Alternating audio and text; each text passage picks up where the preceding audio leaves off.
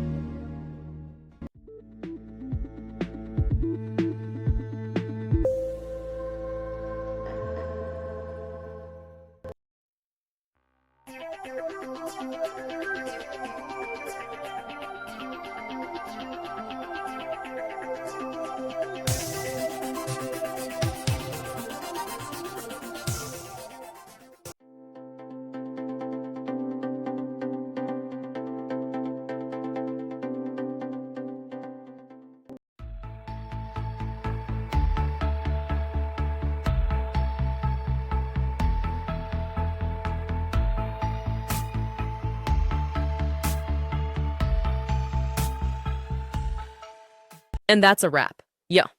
I hope you found the answer you were looking for. If you did, take a second to hit that subscribe button. It really helps out. And let me know in the comments which solution worked best for you. See you next time in the debug zone.